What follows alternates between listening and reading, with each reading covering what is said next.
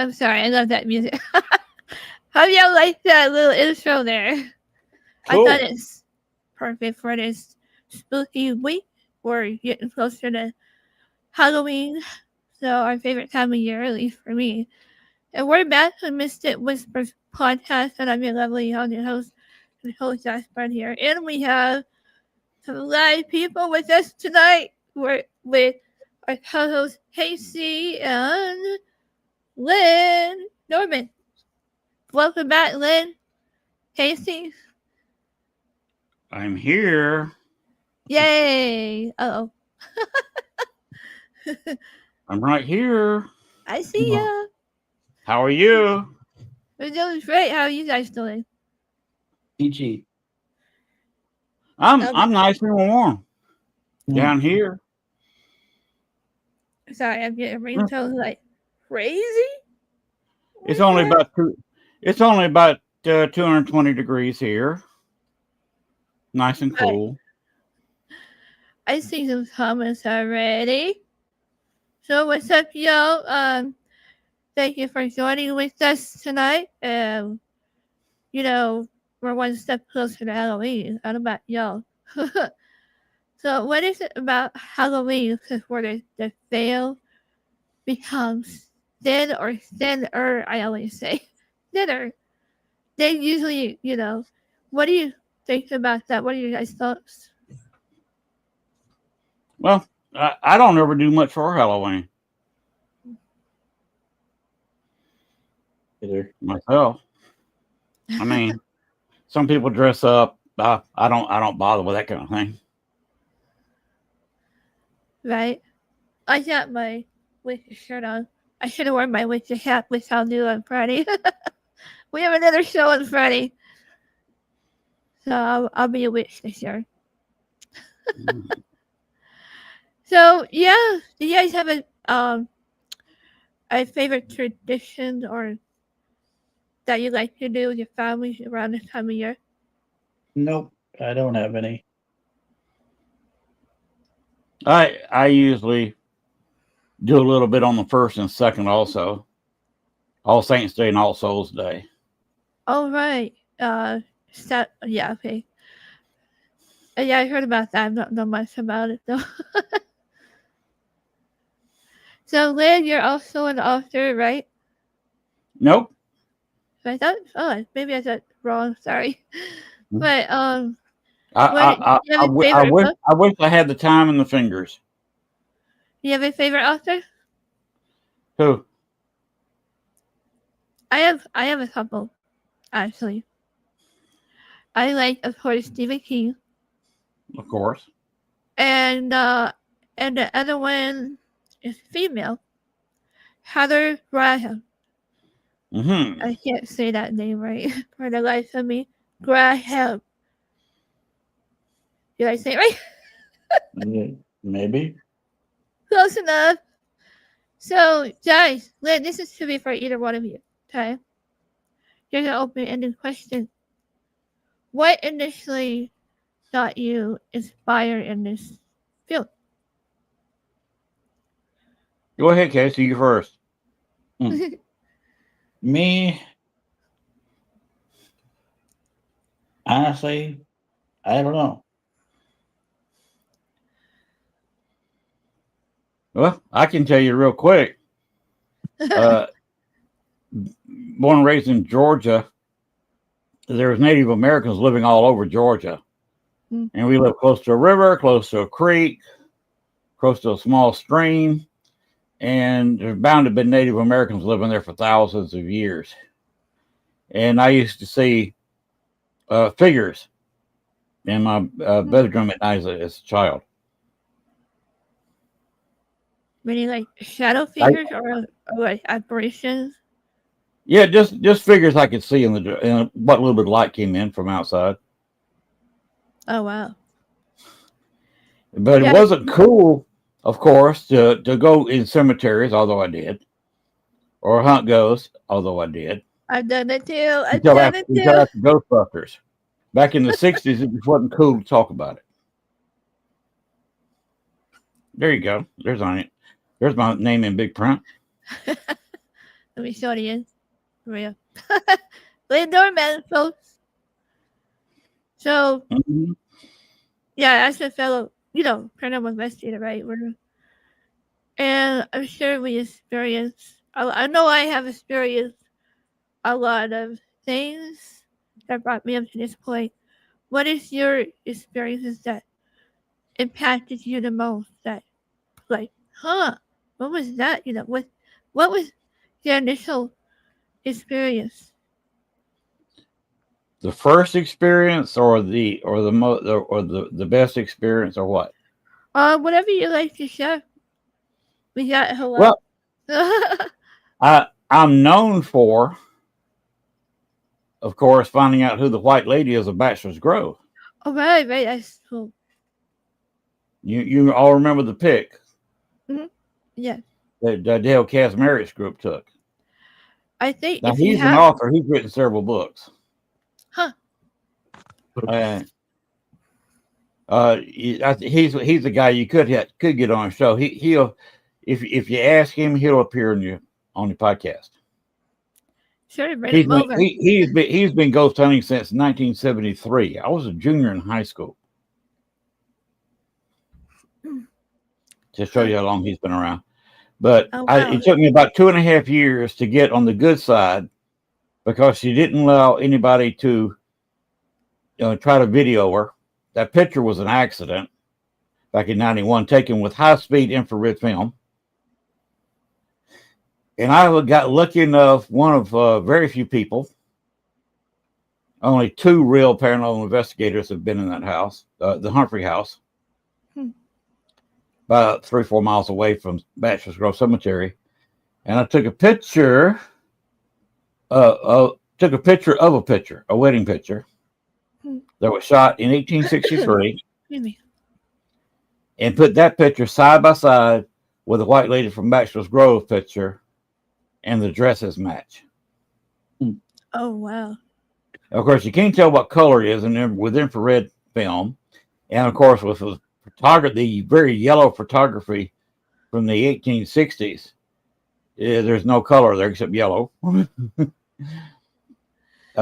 You can tell the dress is the same. It's one color dress with big white dots, which is kind of unusual even for the time for a wedding dress. And her hair was the same style. So when they took that picture over in 1991, 1992, one of them two, they caught her in her wedding dress. The reason she goes there is because her firstborn child that died in 1865 at 11 months and 4 days, Libby May Humphrey, is still buried in Bachelor's Grove. When they exhumed half the graves in Bachelor's Grove in 88, 89, there was no Humphreys or Patricks, her maiden name, to dig up those graves. So she's still buried in the Patrick plot in Bachelor's Grove. The reason being that she's the only one buried there from that immediate family, because the town that her husband, John Humphrey, was a state senator. In fact, by 1870, he was the most powerful man in Cook County outside the city of Chicago. And the town they founded was not ready for burials. They had the cemetery laid out, but it wasn't ready for burials till 1869. Libby May died in 1865, 4 years before the cemetery was ready. So they put her in the Patrick plot in Bachelor's Grove. And the White Lady would come through. I learned, just staying there, that she'd come through almost every night. She'd open up a portal and appear in Bachelor's Grove, walk over to the child's grave, and they'd both disappear. Oh, wow. Of course, she wanted to get her out of the grave before the hobgoblins came out at night. So you only get to the see cemetery her at was, night? huh? You only see them more so at night? No, this was right at dusk. Okay. And ghosts come out just as much in the day as they do the night. Yeah. It's just harder to see them, and it's harder to get good voice recordings because of all the ambient noise and light. Yep. So yeah, she appeared and would just walk over. You could see the air moving. If you didn't see her, you could see the portal opening, and then she'd disappear and just move on. The cemetery is not as haunted as it used to be because the county, which has owned it since '88, since it closed, the lady owned it, died. She left it to the county in her will, and they did not want to claim ownership of it. They didn't want to pay for insurance. This is Cook County. We're talking cheap people here, and she, like I said, she died, and the cemetery was desecrated for generations since the 80s, late 80s, early 90s. It seems to be a tradition to graduate from high school. You had to go in there and tag one of the gravestones, or move one and try to roll it across the yard. You had to go in there and at least knock one down. Now that generation finally grew up, and when the state came in there and cleaned it up, started putting some cameras out there, and started arresting people for desecrating it, they've kind of stopped that. They kind of grew out of it. It's not as popular as it used to be. Used to, you go out there on Sundays, and it looked like it was an amusement park. There was nothing to go out there. And this was only a 1 acre cemetery. And there was nothing to go in there and see 100 people standing around. Oh, wow.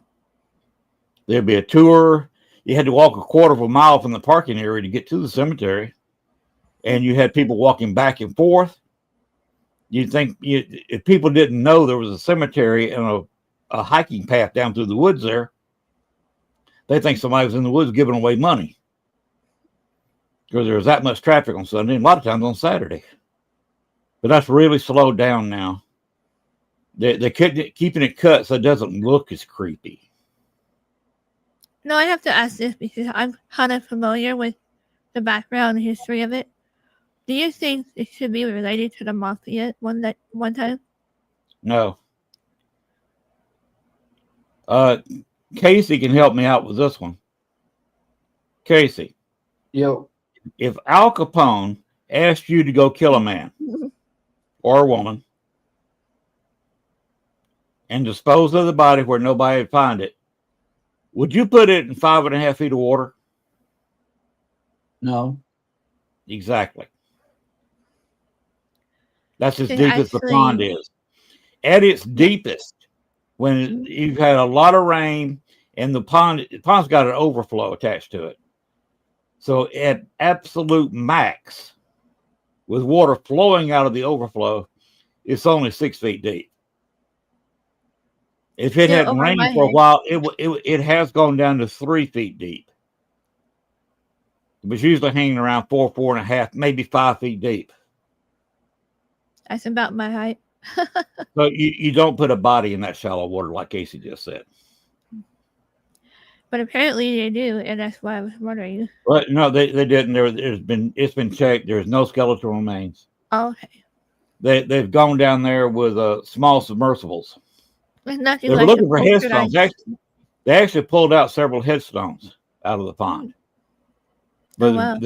they checked. See, the pond was formed because you know how they built a house 150 years ago. Hmm. You laid a stone outline anywhere from 1 foot to 2 feet high with some kind of mortar, depending on what was available. And you got stone, depending on what was available.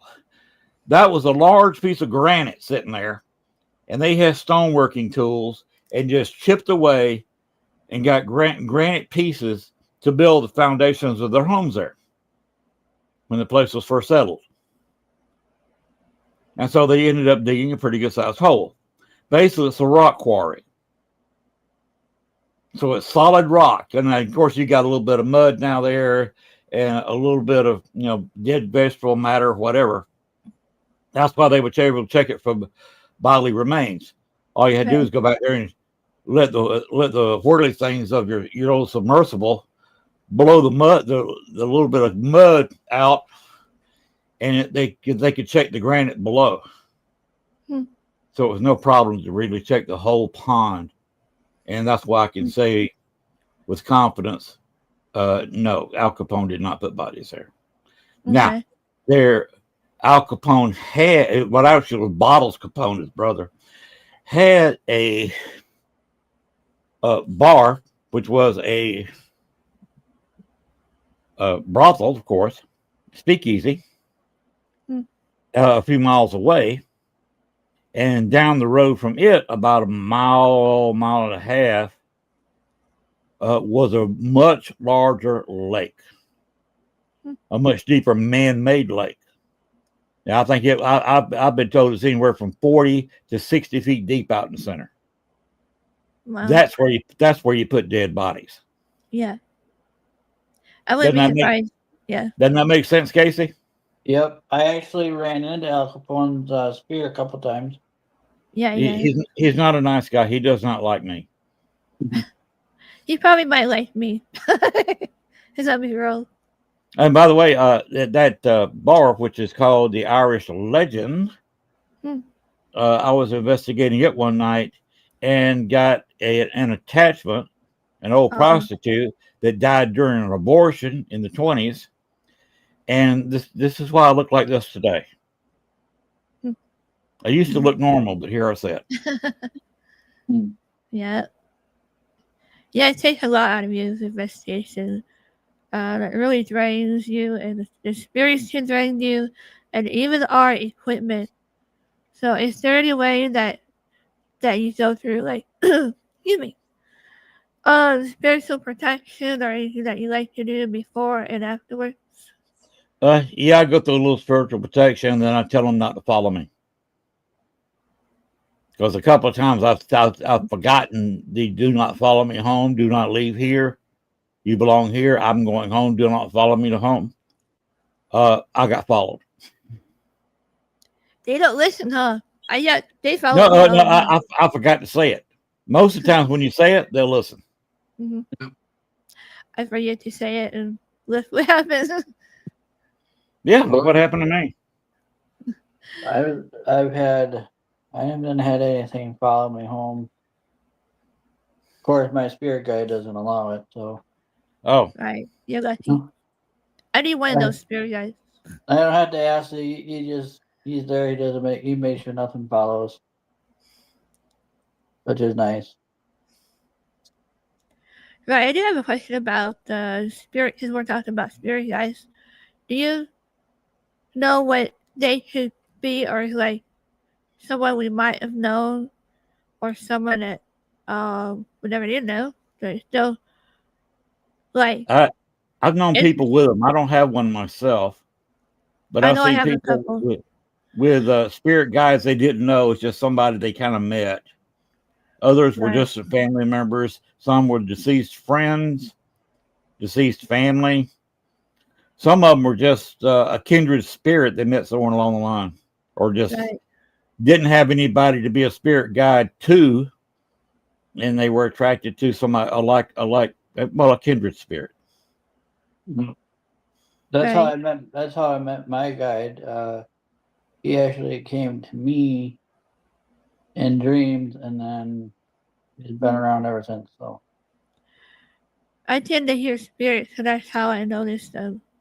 I heard two distinct names, Ed and Elizabeth. So Ed would be my Uncle Ed, but I don't know who it is. Elizabeth would be. Kind of mystery. But pretty cool though. They just say out of the blue. I've been asking for years for their name, and they're finally coming forth.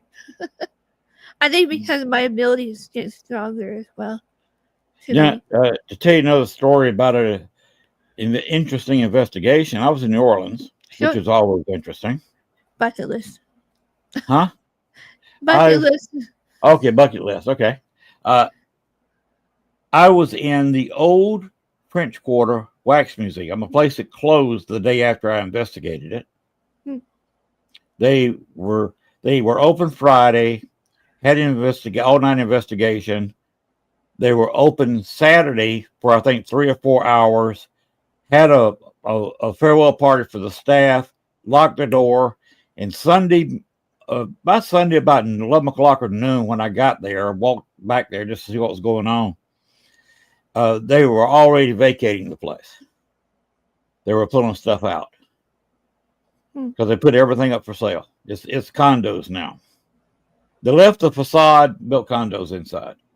But anyway, they tore the building down, all except the facade, all condos. Anyway, I was down there investigating that crazy thing, and I heard voices all the way through the inside for hours. But I was on the elevator earlier on. I had people around me, but it was after 12 midnight, between 12 and 2, let's say. After 2, they left. After this event, they left me, and I ended up being locked in the wax museum for 4 hours by myself till 5 o'clock in the morning. Oh. Yes. But what happened, a girl walked in with a friend, and she had a spirit guide, like Casey's talking about. No. A kindred spirit she had. And I never really caught if she was just a friend, a relative, or just a kindred spirit. Didn't quite catch where she got the spirit guide, but she had one. Mm-hmm. When she walked in, the conversation with the spirits kind of died down a little bit, and we were having trouble contacting them. And finally, a ghost said, I want him to leave. I said, him? Which him do you want to leave? There are several guys in the room. She has him with him. And I'm kind of pointing to the married couple. Them? No, her. He has got to leave her, or she has got to leave the room now. Oh, wow. And she picked up what it was. She said, he must not like my spirit guide. Yeah. Interesting. You want me to just leave the room? Yes. So she got off. It was a big car elevator, by the way, not a people elevator. It was a car elevator. Okay. It was an old brewery. And they brewed the beer on the second floor and bottled it on the second floor. They loaded it up on the trucks. It would drop it down to the street level. Out you went with your load. Huh. But she was out there for about 15, 20 minutes. And her friend finally said, can she come back in here? Yes, she can come back. He cannot. So she had to leave her spirit guide out in the main room and came back in by herself for about 15 minutes. Sorry, I didn't mean to laugh, but it's true. I think That's it's something you may be hit with somewhere. So if you ever get hit with it, you're not the only one. Where you have to just tell your spirit guide to wait outside. It's like, why is it that sometimes spirit or spirit guides prefer to talk to the male or the female? I find it kind of funny. It just depends on the spirit guide. These things, some of them were animals, some of them were human. They have their ways. Everything has a personality. Your dog, your cat, your pet bird has a personality. Yeah, they do. So it just depends on who and what your spirit guide is. And they're sensitive to the spirits anyway. So. Yes, they see things we can't. And also, I've learned my ancestors about their, have muscle part Cherokee Indian. So we have spirit totems. I think they're called totems, like animal spirit guides. And I know I have a couple, which is a brown owl and black crow. Because I'm an air Aha. sign. I'm an air sign. I guess I'm a Gemini. I see them all the time, so it wouldn't surprise me. And also, I see that a white wolf is some of my readings. Okay. He might be my protector or guardian, if anything. Oh, And I'll tell you another experience I've had if you got time. sure. I was younger, 20s. This was about 140 years ago. Okay. Way back when. And I was at our cabin on the backwater. Right, it was part of the Chattahoochee River. I go down the slough about 1.5 miles, 2 miles, and I was in the Chattahoochee River. And I was there by myself, had a dog with me, asleep, and I heard some banging going on, and the dog raising sand. And it sounded like somebody, because I'd latched the screen door on the porch. And I heard like somebody grabbed the hand that was banging it, trying to open it. Oh, wow. Bang, bang, bang, bang, bang. Then the banging stopped. I heard footsteps because there was no other sound anywhere around there.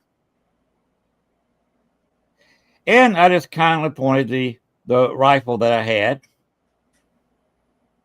I said, I got a gun pointed at the door. If you walk in that door, that's the Yeah, last move you'll ever make. I will shoot. Because he was rattling the doorknob. You could hear the doorknob rattle. The dog was just insane right about now. Right, standing right at the door. And when I said that, the rattling stopped, heard the footsteps, and it was gone. So of course I didn't get a whole lot of sleep the rest of the night. I don't blame you. Got up very early, right after daybreak, and it was still not quite bright outside, so I turned on every light there was. Opened the door, looked outside, walked to the screen door. The screen door was still latched, and it was just one of those hook latches, so you can't be outside and latch that, not without cutting the screen. I examined the screen. It was not cut. So I searched the porch thoroughly. Even had a couple of storage bins down at the other end. I opened the storage bins up, looked in there. There was a bunch of storage stuff, junk in there. And the person would have had to have been 5'2" or less to hide in there anyway. There was nobody there. It couldn't have been a person, because how'd they get in there? They would have had to have broken the latch to get in to start with, or cut the screen and pop the latch. Right. Yeah. But it was latched when I got up and looked at the door, and with no cut screen.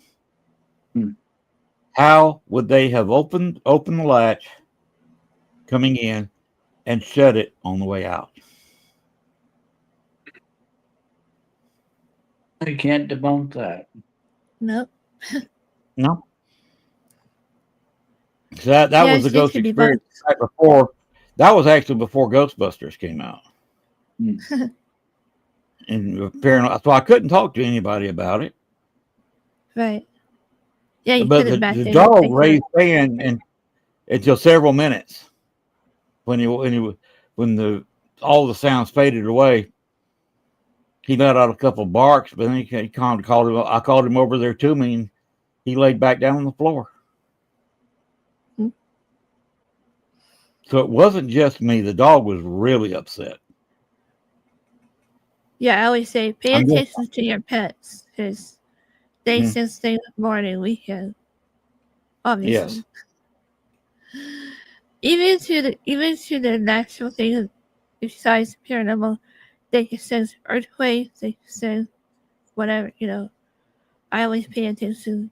We have a puppy now, so he's still pretty sensitive. I don't have my makeup spear, do I? Do I look okay? You're fine. Yeah. Yeah, I like the I should go to a nightclub dressed like this, and I could pick up women. Mm. I don't think they're wasteful like that. Of course, that'd probably be a really dead date. Mhm. That's how long I would live. Oh, that's from your date. Anyway. Back to. So yes, What else you want to talk about tonight? I'm pretty much open. How about you, Casey? I'm fine. You got questions you can ask. Yeah, I got a couple up my sleeve. So, Lynn, do you I've been doing this remember? for almost a quarter of a century, so I got information. All right, here's one for you. Do you remember like your very first investigation, and how it felt like stepping into the unknown for the first time? What was that like? Well, I kind of described that. Of course, it was in my Yeah. bedroom. Now, when I went someplace to investigate, so my grandmother's house in North Florida on my father's side, they got quite a bit of property down there. But to go back to the Civil War, I fought in that war, by the way. But my Thanks for your ancestor. service. Thank them for their service. But it's little known, but the Confederate soldiers also got a homestead. They give all the veterans homesteads. They gave him one in his hometown, and just a bunch of vacant area, and they just sold it for a lot of homesteads. Well, gave it away basically, and most homesteads fail. That's throughout history in every state. Right. So a lot of them failed, and my father's family kept theirs and bought everybody else's. But there were several owned homesteads that had fallen down. But when I was a kid, about 7 or 8, one was still standing. They kept it locked, and I talked them into one day. They had a key with them. Yeah, we're live, making sure. And allowed me to go inside. And that was a very heavy feeling. Because you I had, know how that is. you had 2 or 3 generations grow up in that house. Go ahead. I said 2 or 3. There could have been more, because the house being lasting into the 1960s. Oh wow! That house stood for about 100 years,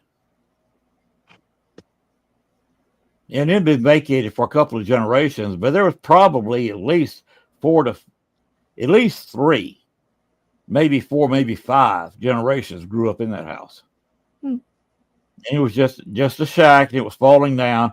The next year when I went down there, they wouldn't let me go inside because the floors, even the porch, had started to rot more. And a couple of years, 2 or 3 years later, it was completely fallen down. And last time I saw it as a teenager, there was just a spot between trees.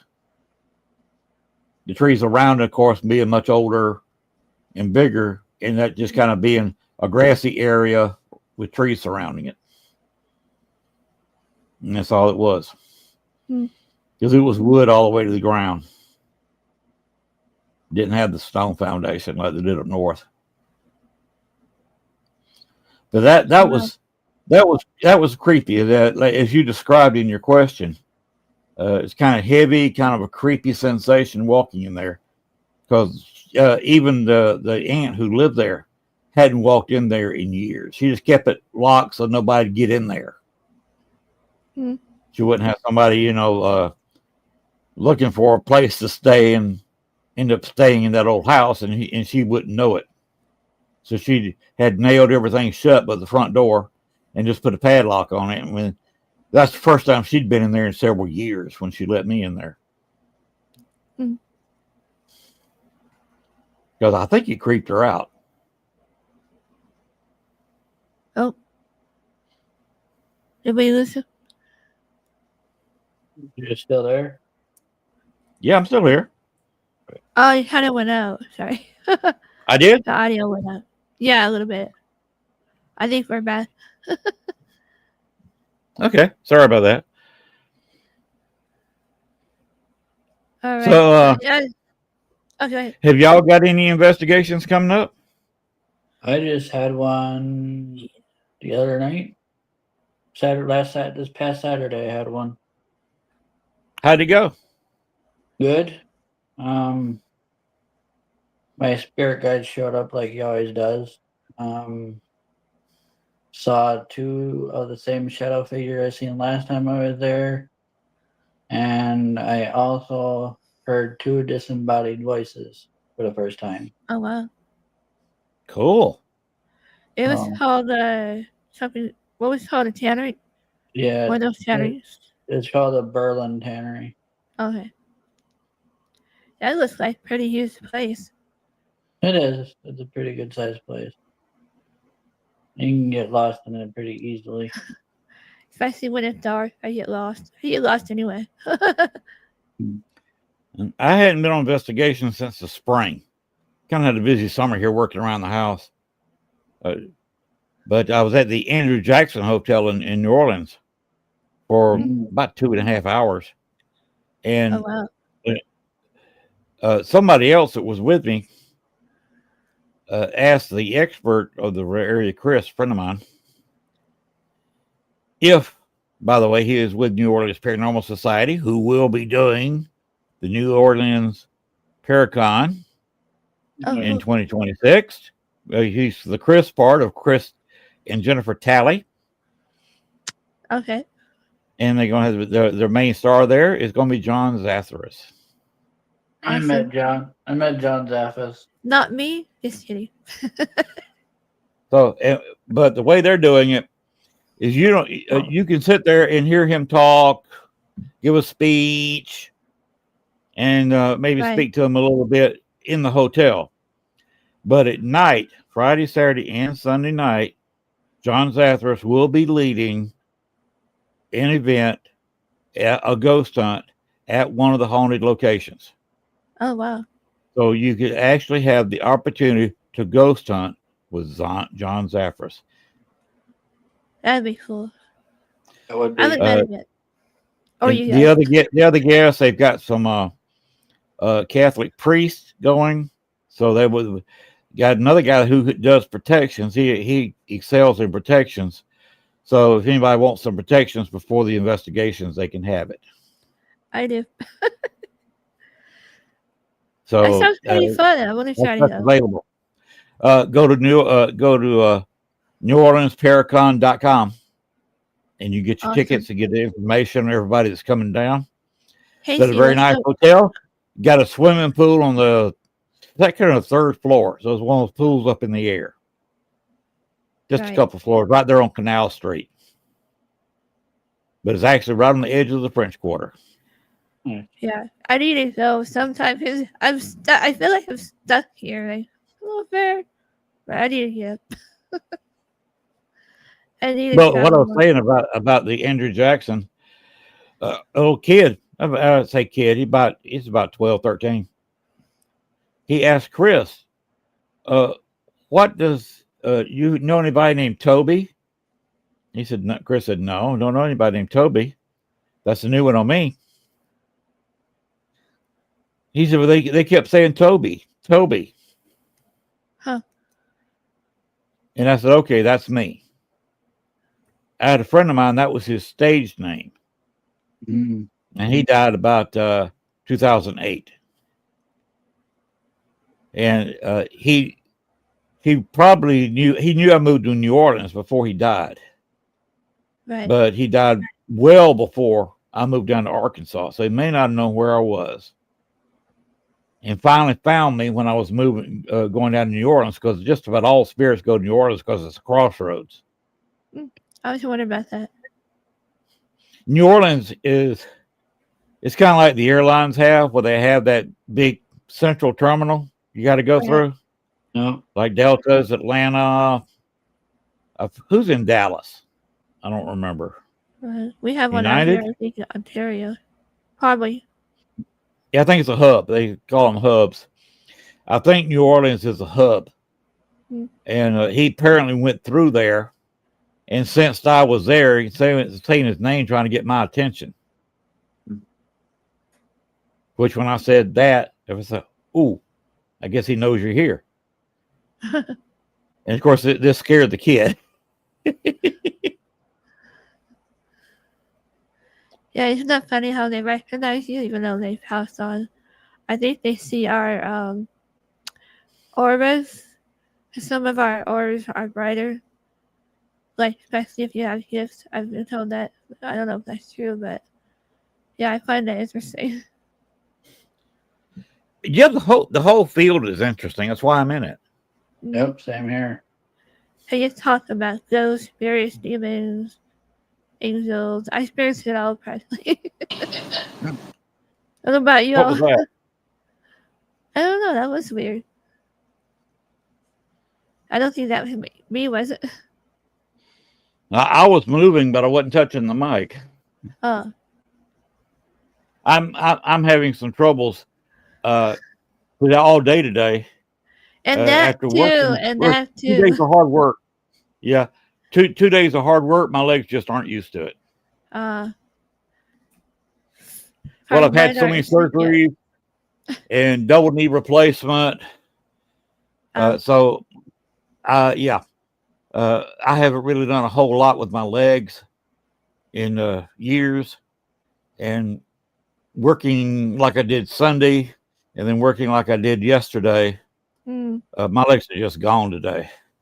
I was kind of glad, and the guy working with me out here was kind of glad it was raining this morning, so we couldn't do anything. So he had a paint job he could go to.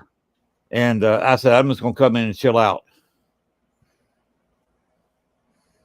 One of the cable, I call it cable, we're on satellite channels, TMC, I believe, we're showing a whole bunch of old-timey horror movies from the 40s. And they ended that with a House of Dark Shadows. Do you remember Dark Shadows? No, I don't think so. Somewhat. Look it up sometime. It was shown in the late 60s, Probably in before my time. 71, I believe. Not, I would say early 70s, but I think it was pretty well yanked off the air in 71. They had a storyline. It was a 30-minute show, aired 5 days a week like a soap opera. But it was scary stuff. Ghosts, goblins, witches, vampires, werewolves. And yeah, I wonder if if there's actually werewolves out there. I was pretty sure. Well, you got to wonder about what Skinwalker Ranch is. Is there like vampires too? In New Orleans, especially. In New Orleans, so many vampire movies have been filmed there. I like that. Because the latest Interview with a Vampire was partially filmed down there, and the Coven was primarily filmed down there. Oh wow! So if you watch what program, what show is? I mean, the channel is that on? Interview the new Interview with the Vampire, not the movie, but the show. I have no idea. It of course, if you watch the movie with Tom Cruise, it was partially based in New Orleans, but the show was entirely anchored in New Orleans. Yeah, and of course, the Coven was filmed down there. Yeah, with Angela Bassett. It was filmed down there. There's a lot of tour guys down there that talk about vampires and ghosts and goblins. And some of them are not related to me, but they bear a family resemblance. And I think I know where the actual castle of Dracula resides. I think it resides in Whitby, UK. Yep. I'm not certain, but I think. The original Dracula was, of course, from Transylvania, which is the real country. Yeah. I'm not an expert in something I think. Mm. I should have become an And- expert in history, like haunted history. Definitely. You know, if I think of it that way. So there are a lot of these places do have some historic value. You know, like down in New Orleans, Queen Mary. when I was down there in the spring, the hotel I stayed in was built as a mansion in the 1780s. Oh well.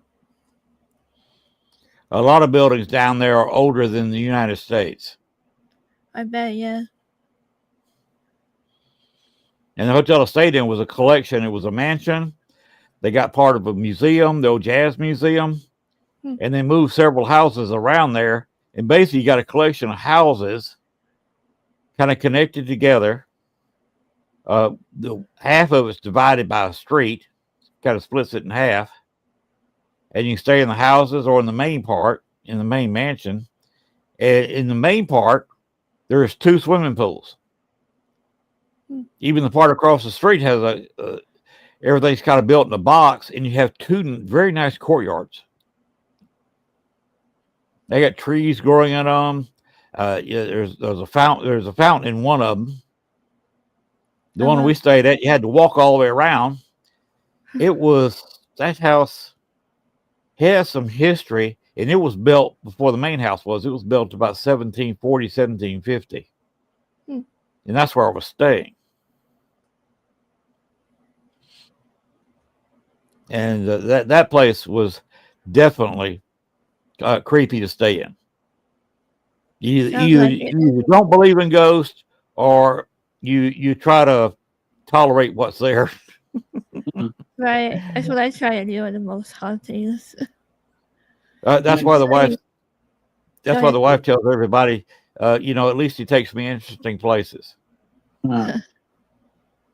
Me, I go creepier the better. Yep. Well, you haven't been to my house yet. Just kidding.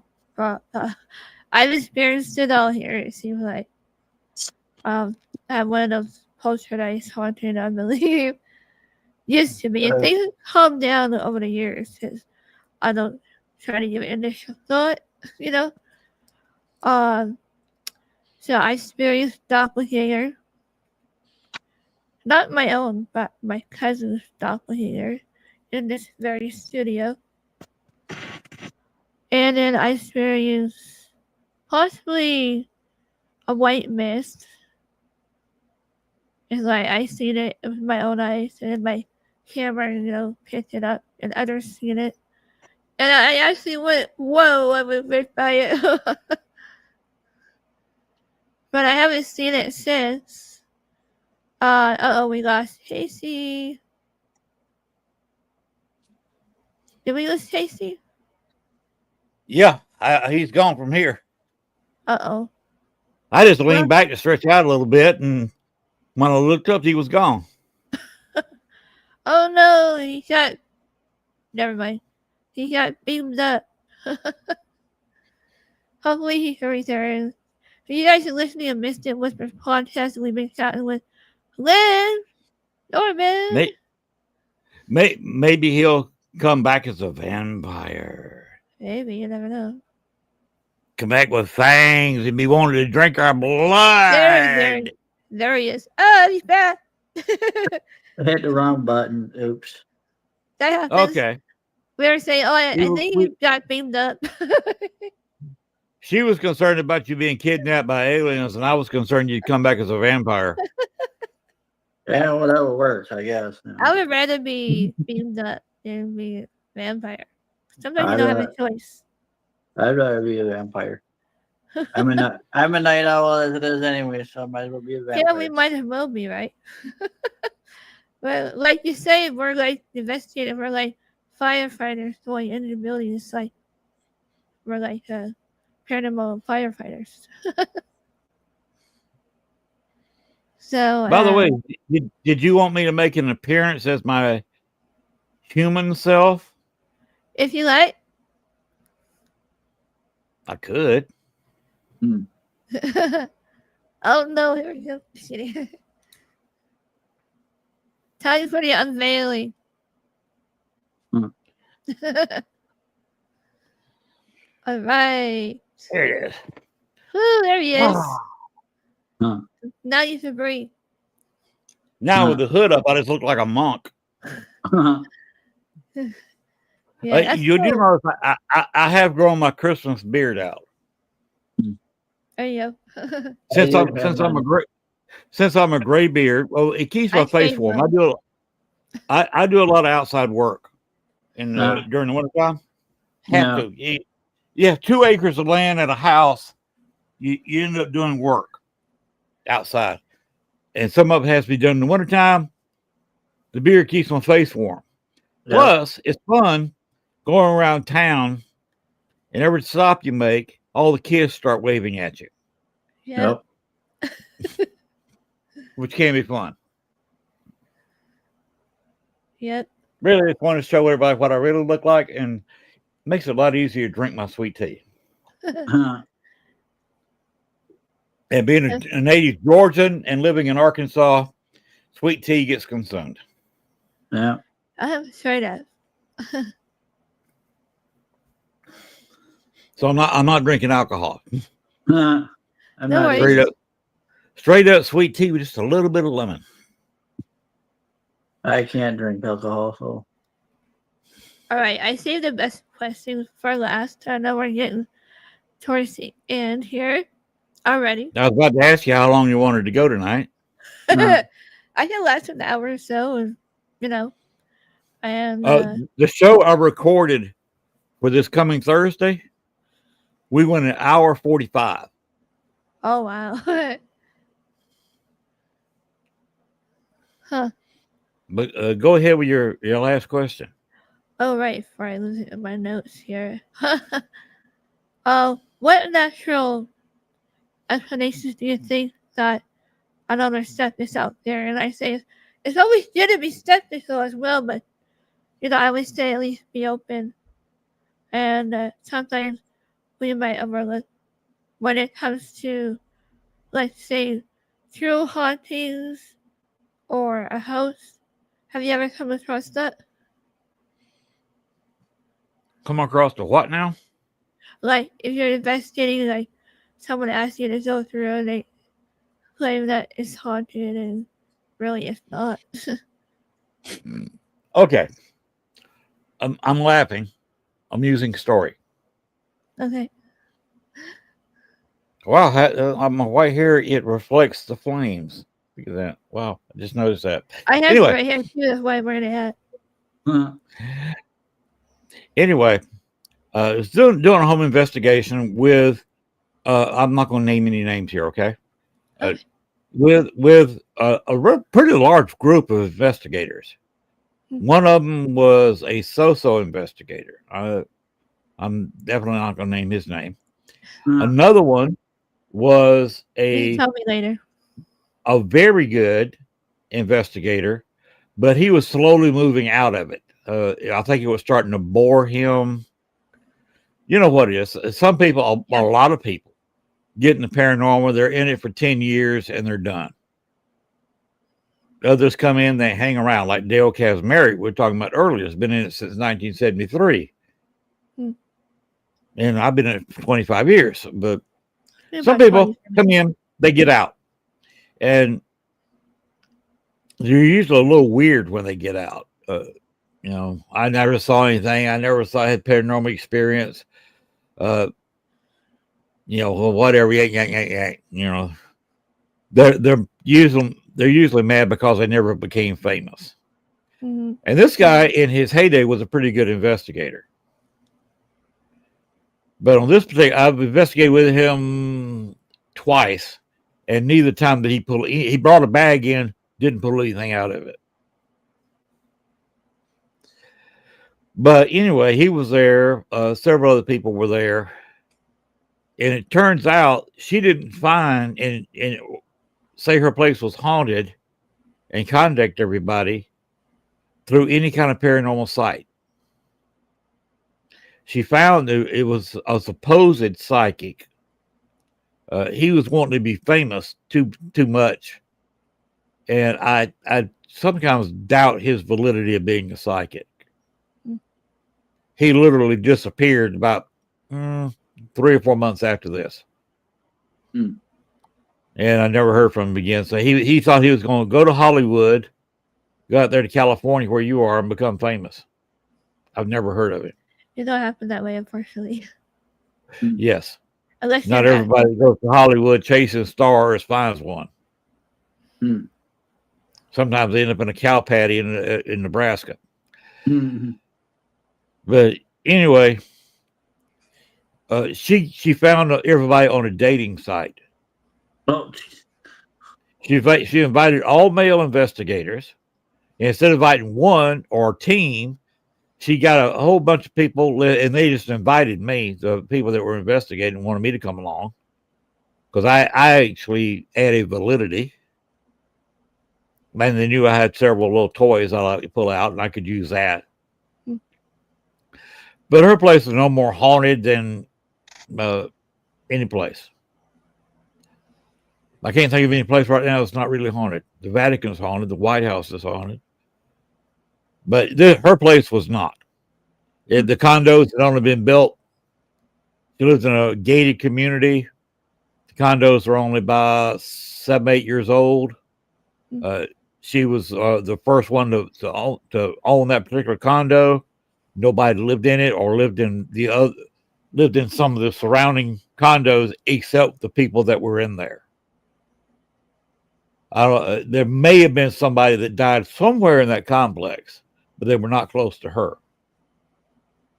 And there was absolutely no activity. We pulled meters out, we pulled lights out, we dimmed the lights to look for shadow figures. We did ghost box sessions. We got a big fat 0. And then come to find out that she called everybody off a dating site just to have a bunch of guys in there so she could have some attention. Jesus. I hate not people like good. that.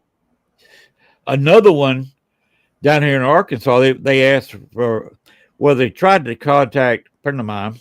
Well, I should say former friend. He and I haven't spoken in several years. He just recently moved to Maine, or is in process of moving to Maine. But he used to be, before I got down here, the paranormal guy. So the family contacted him, and of course he wasn't doing anything paranormal, so he contacted me.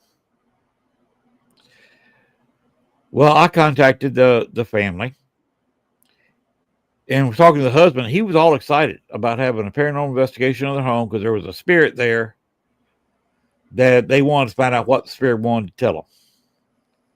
Well, I investigated it remotely.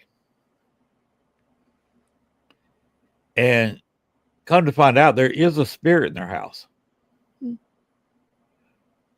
And the spirit wants to tell them who killed her because there was a murder in the house.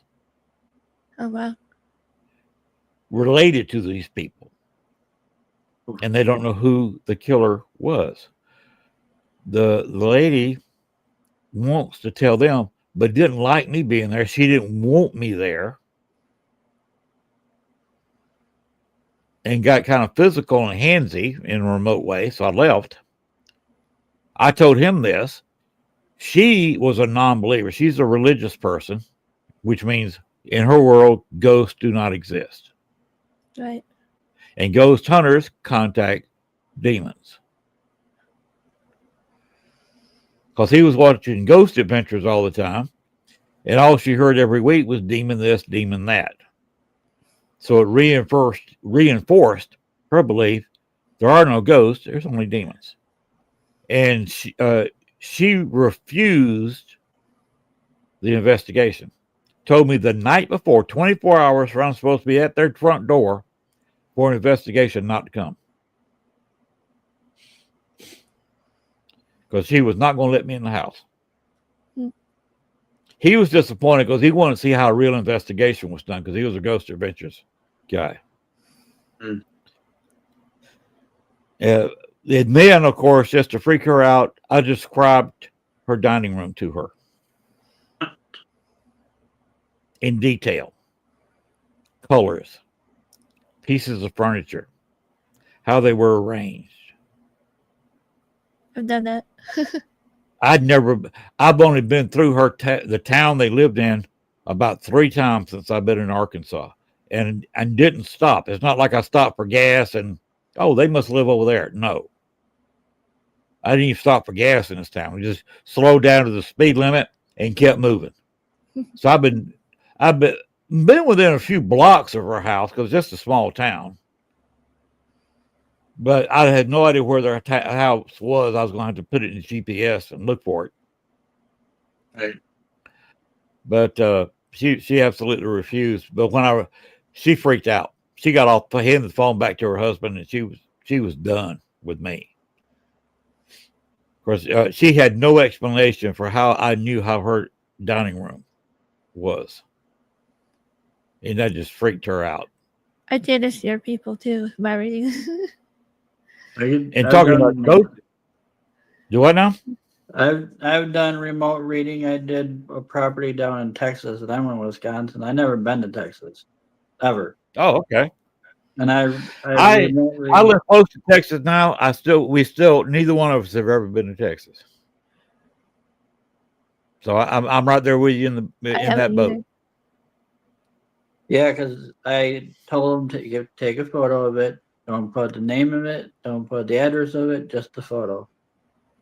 Because then I can't look it up and tell them. You know what I mean? And when I remote read it, I was dead on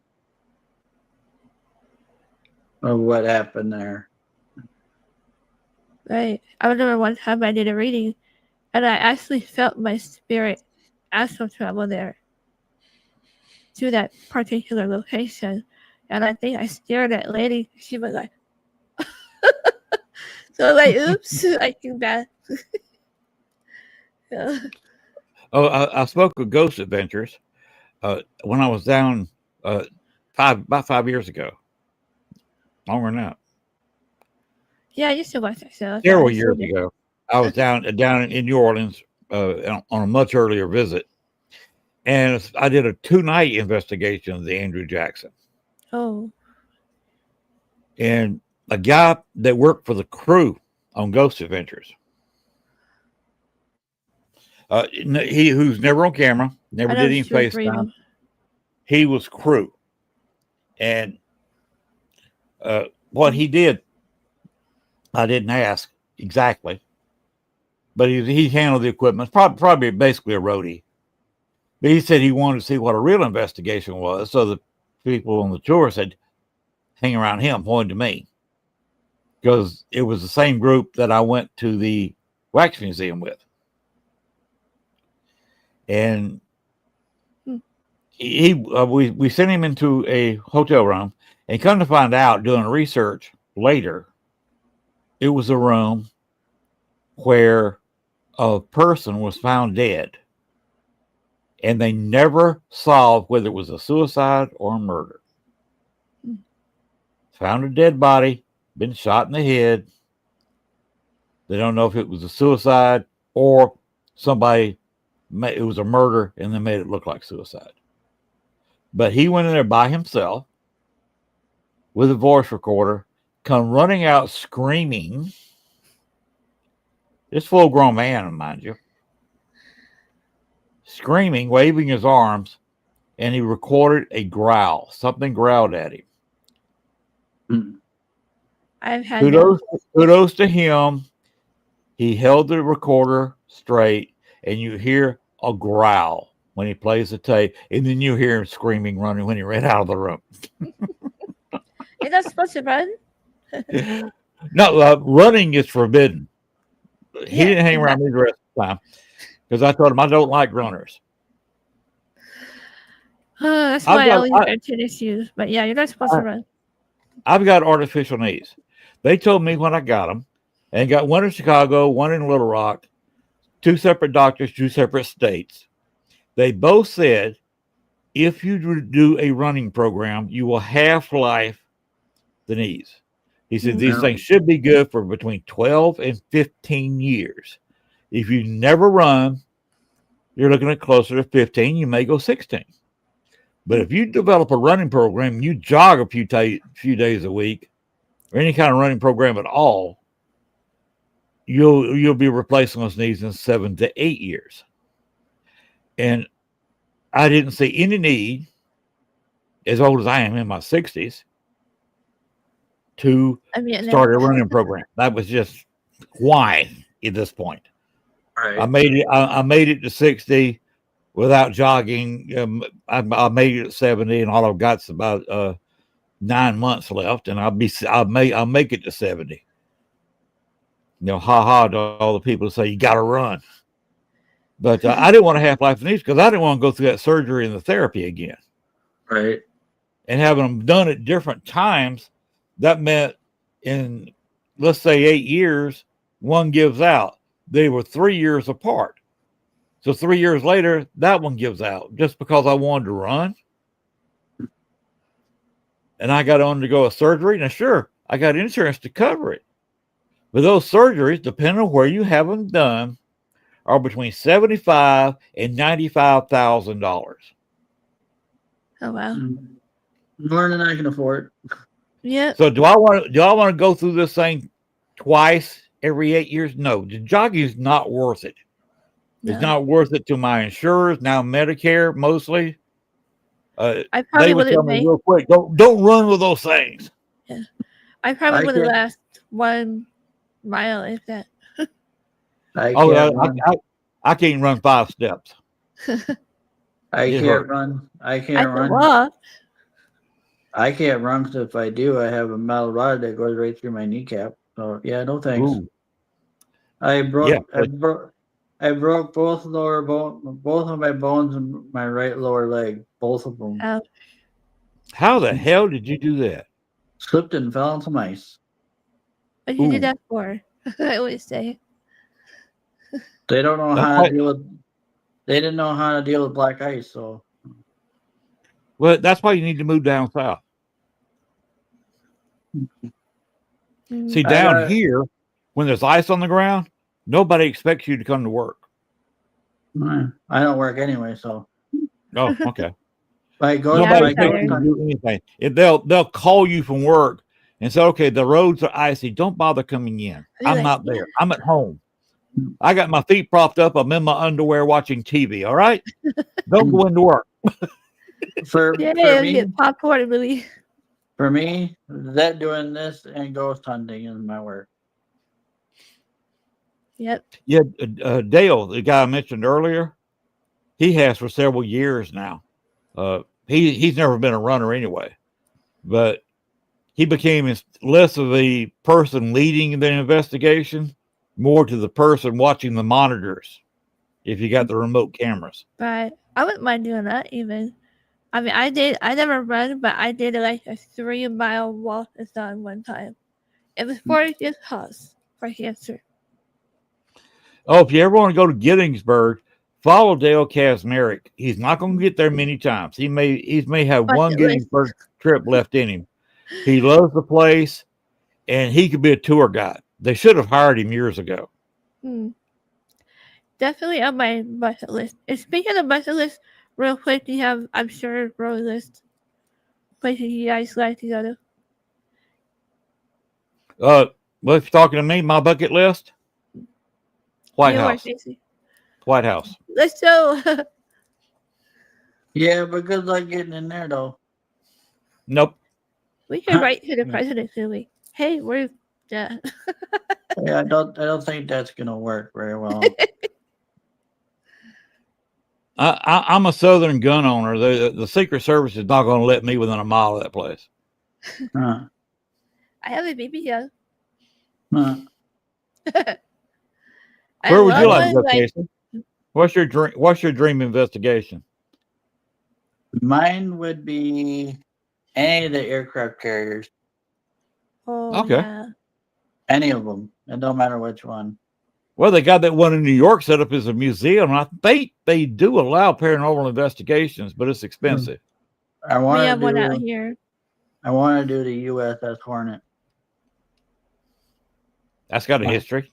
I think that one, what, out in North Is it Carolina? Or is it San San Diego? Diego?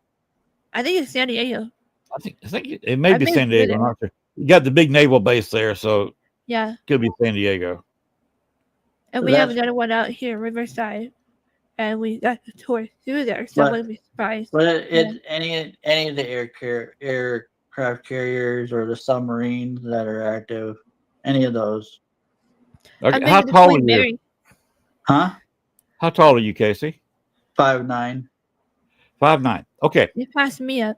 When in the aircraft carrier, you're fine. But when you tour a submarine or World War II submarine, you're going to have to keep your knees bent. How about me? I'm only 5 foot. You're fine.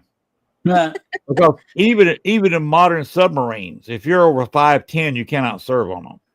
When I actually went to real quick, I And went on a to World War II submarine, the limit was about 5'7". And Oh. anybody 5'7" is not only the tallest person on the ship, he's going to have bruises on his noggin. huh. it's like going Well- through a gold mine.